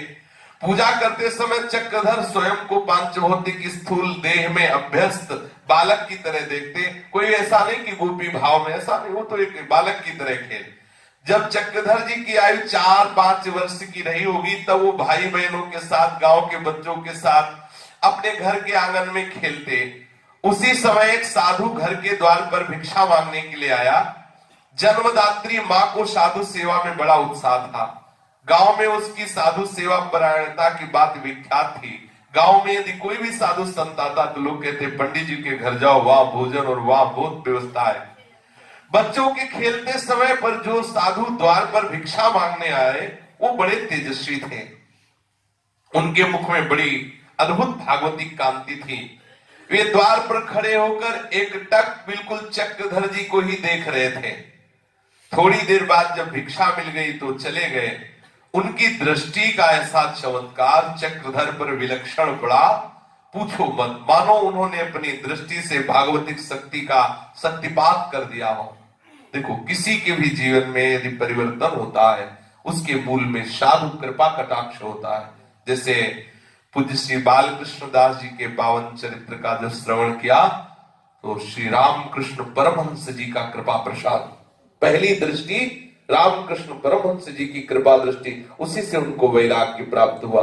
बिना महापुरुषों की कृपा के कोई प्रभु को प्राप्त ही नहीं कर सकता, ऐसा सिद्धांत है। शेष चर्चा आगे। श्री राधा वल्लभ लाल की जय। जय जय श्यामा, जय जय श्याम, जय जय श्री वृंदावन धाम। जय जय श्यामा, जय जय श्याम, जय जय श्री वृंदावन धाम। पावन राधे तेरा नाम, पावन राधे तेरा नाम,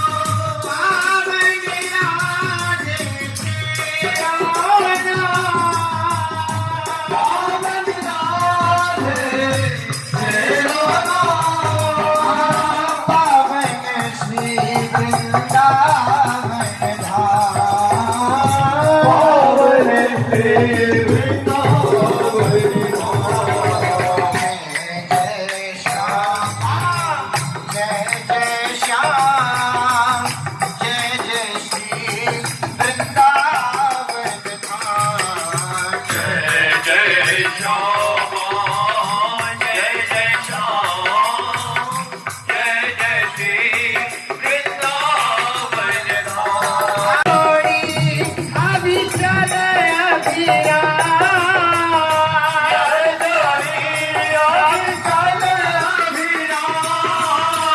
विजय विराज हुआ ठोया प्यारी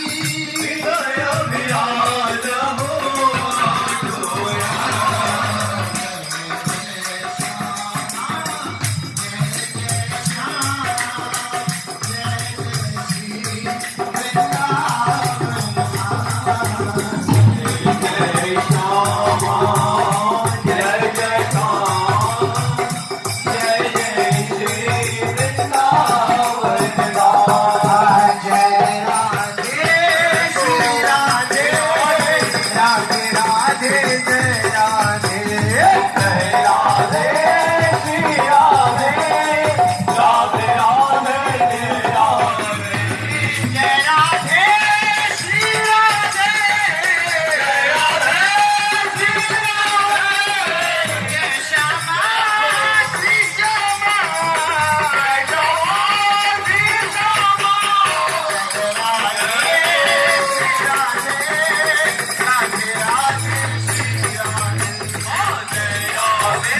राधे श्री राधे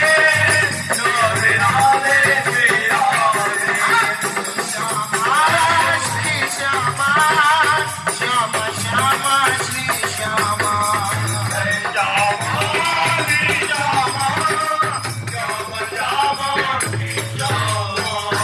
श्री राधा वल्लभ की महाप्रभु श्री हरिवंश चंद्रजू महाराज की जय श्री सेवक जू महाराज की